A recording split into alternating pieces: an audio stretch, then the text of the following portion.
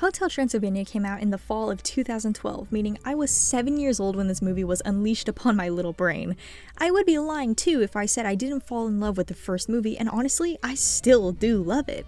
I can't even tell if it's nostalgia or if it's just genuinely a good film, and honestly, that's debatable, but I have always enjoyed it nonetheless. However, that was the only one I liked. I have seen all three of the other entries and they're trash. Just absolute homunculus barf. Don't even bother if you haven't seen these because it's a complete waste of your time. And this is especially true for Hotel Transylvania 4 Transformania.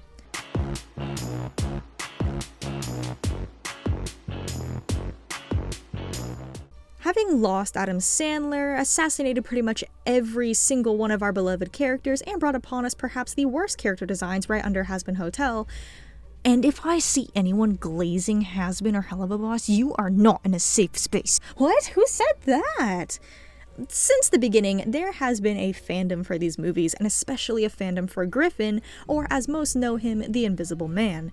Not only is he voiced by David Spade and has some of the best delivery and energy in the cast, but his design, despite just being a pair of glasses, is unique and expressive, working very strongly with the concept of less is more. I also love that in the first movie, he wears a swimsuit, and there's an eggplant joke during that scene because that insinuates that not only does he literally walk around nude everywhere, but that he is being completely truthful about the water being cold, otherwise he wouldn't be so confident in general spaces compared to this one joke.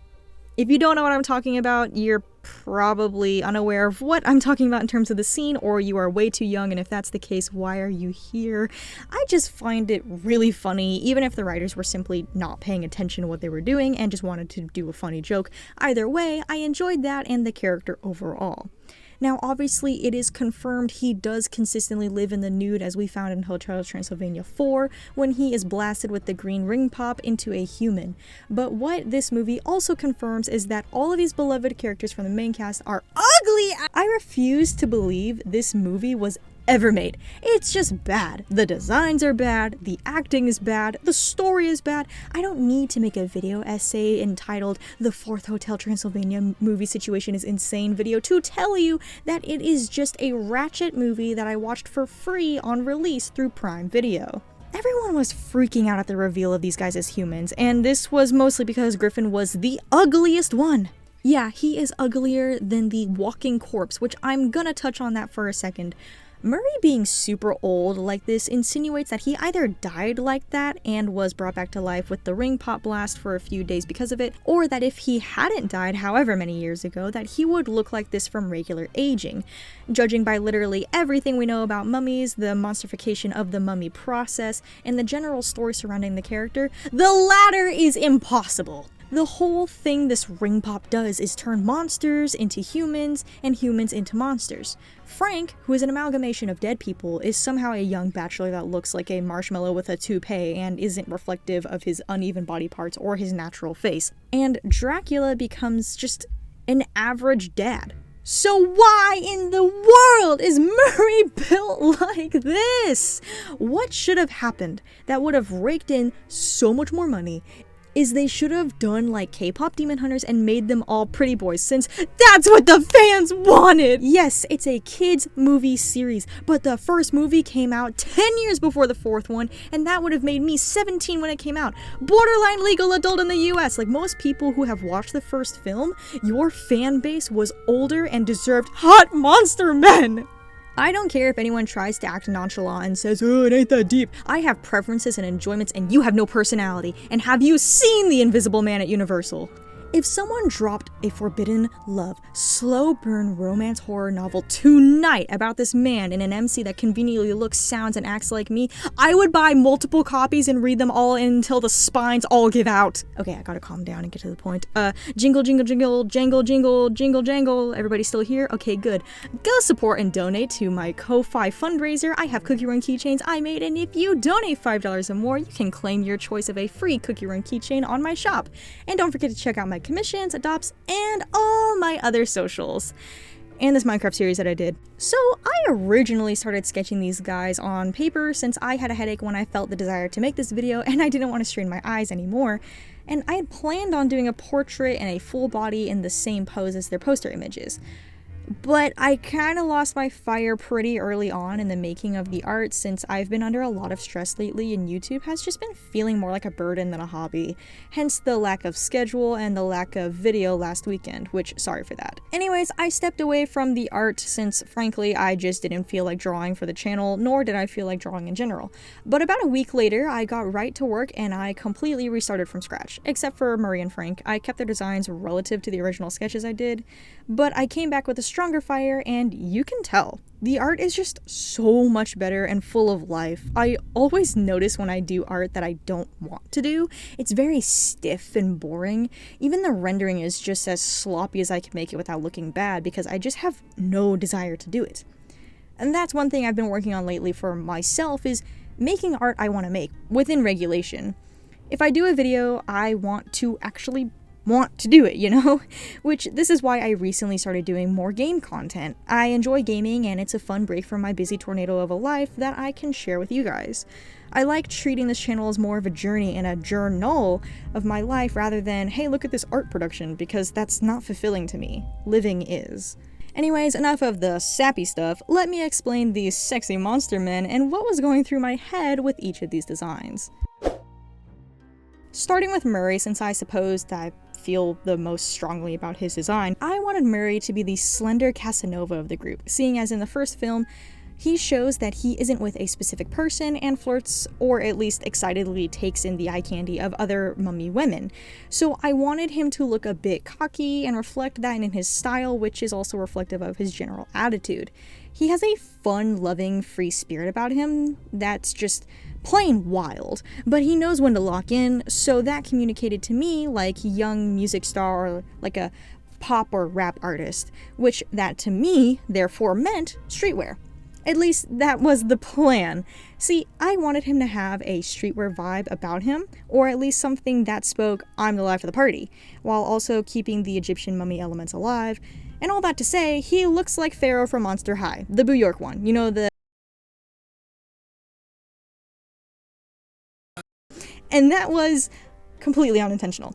But interesting how I got to that conclusion. Regardless, they don't look that identical, but I wouldn't be surprised if someone saw this art that I did and thought it was fan art of Pharaoh from Monster High. There are some elements in the design that do feel a bit cliche, but I didn't know much about the character culturally to reflect more than the surface level stuff I had gotten from the films alone. I did use lots of references though to make sure I wasn't just slapping cliches on my art for the sake of saying, oh, this is an Egyptian mummy, check it out guys. Most of his colors were taken directly from his model in the first movie, but there are other colors like his skin, hair, and the gold that were picked out from my own color wheel. I ended up really liking how the color choice ended up turning out. It's not something I would traditionally pick on my own, but I'll do it for the cause, and personally, I love it. Next, I have Frank. Now, this one, and all of the others moving forward, become significantly less detailed because of the nature of their designs and personalities. I just wanted to put that out there before I moved on as like a little disclaimer. Frank has always had this dark, almost gothic look about him that makes his design very alluring, but his personality is not that. He's just a fun-loving guy who has a very classy undertone to him. Such as in the pool scene, geez, here I go with his pool scene. He makes an order for some food, and after laying out this hefty order, he stops and makes sure to very sassily insist on no egg whites.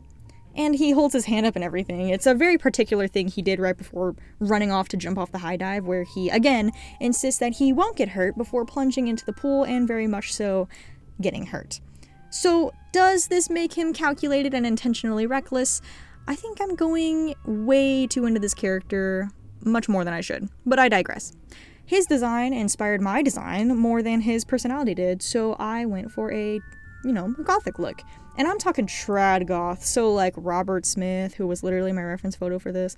I did somewhat refer to his official human design with this though, but I accentuated it to be less Justin Bieber and more actually attractive, at least in my opinion.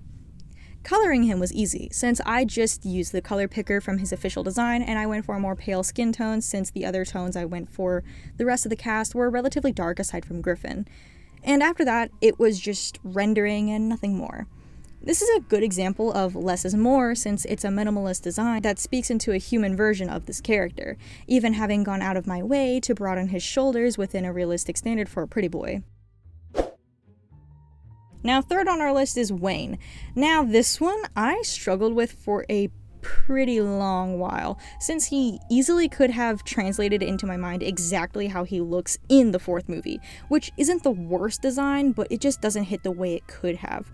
So what I ended up doing was I actually based his head and hair shape off of the original werewolf design he has. This almost fox-shaped head with all the triangles and short points, while also doing the traditional werewolf thing with the strong jaw, large sideburns, longer, messier hair, and the facial hair.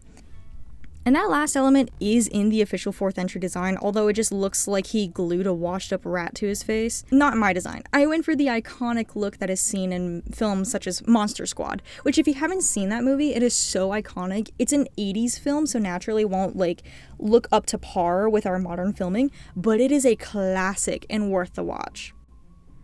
Anyways, I kept his clothes relatively the same as I did for Frank, since they both already had established clothes that I didn't feel the need to redesign or interpret. But I did loosen the collar a bit to give the bad boy lone wolf vibe, since I'm really leaning into this boy band thing at this point. They actually do have a band together, so I'm not even reaching with that. Especially with that finale. Yeah, these guys were meant to be in a boy band. Anyway, part of Wayne's design that's so iconic is his tired, slouchy look, which I translated into tired, almost dead eyes, and the overall lack of interest on his end. I wanted him to look like someone you don't want to interact with, someone you know is just about had it with everyone and everything, and being a dad of so many pups, I'm sure he's at his breaking point. And now we are officially at the finale of this video, but before I get into that, thank you all for watching so far into the video. You won't regret sticking around, and you also won't regret supporting and donating to my Ko-Fi keychain fundraiser, which I have linked in the art card above and the description below. And before I lose your precious attention, don't forget to check out my commissions, adoptables, and my other socials and videos. All right, now let's wrap up the video! Now, I'm not going to talk much on what's wrong with his human design, since I'm late to the party by a few years and plenty of other channels have already talked about it. But I'll give my brief rundown on how I know the 4th entry movie hands did not watch the 1st entry or virtually any of the others. When we see Griffin in his bathing suit in movie 1, the outline of the bottoms show he is relatively lean and thin. Even later, when everyone is getting ready for the party, he powders his cheeks for whatever reason, and oh my gosh, I can't believe I'm analyzing this. The build of this booty is not the same as the one in the 4th movie.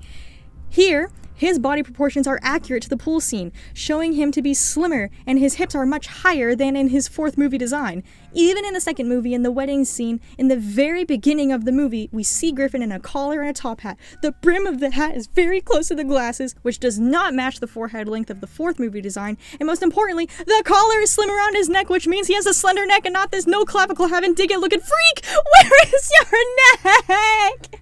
He even in the 3rd movie wears a lei that reflects his pectoral depth and his shoulder width, and you mean to tell me that this is what he looks like?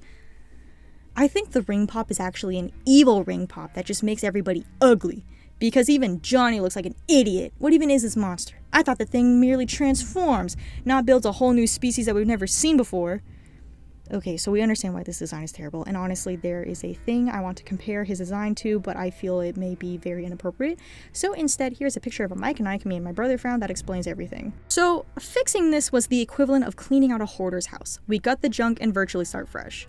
So obviously, it has been confirmed from the beginning that he is a ginger, and his hair is very curly. We also know from all 3 of these movies what his body proportions look like, and since these designs all have some sort of reflection in their voice actor, in their design, we can safely assume Griffin is reminiscent of David Spade, so I made sure to make him classy and relaxed. He definitely has a desire to look his best, he's very dapper, so I put him in clean, casual attire for just an everyday look. I also gave him some champagne, as we see him with a drink in almost every lively event he attends. He just is a classy, dapper man. Like, he curls up with a good book and a glass of wine kind of classy. I also went for a more youthful look. He just kind of reminded me of what's-his-face from American Pie, Paul Finch, the one who gets with Jennifer Coolidge at the end. Please don't watch this movie. He is described as an intellectual and philosophical, usually just along for the ride and observant rather than a proactive or even reactive kind of person. So that is virtually what I did here, or at least what I tried to reflect in the design for Griffin. And not only did he turn out so pretty, but he also just looks a million times better than what was originally provided. Sony, you just released K-pop Demon Hunters. Hotel Transylvania is in your bank. Look at my work and hire me right now. I know you want to. I know the whole team is sitting there watching my video right now thinking, hot diggity dog, we need her on our team for every animation project we do moving forwards or our company will tank. I'll be waiting for my email. Thank you. All jokes aside, that is the end of my fixed Hotel Transylvania 4 human designs. I didn't do Drax since honestly I think he just needed to lose the fangs and powers. He didn't need to be turned into literally Adam Sandler with pink eye. But I digress. I made them hot because Griffin is so yes, and I had to give the same treatment to all of them. We do not discriminate on this channel. Making them gorgeous bachelors was so fun, and honestly, I did this just for giggles. But I do still think the fourth movie designs are the worst thing I've ever seen since I got the stomach flu back in January. Anyways, that's all I got. Remember to support me on Ko-Fi, support the fundraiser, follow my other socials, watch my other videos, like, comment, and subscribe. Let me know your thoughts. I love hearing what you all have to say, and I especially love fostering a healthy community. But for now, I simply hope to see you in the next one.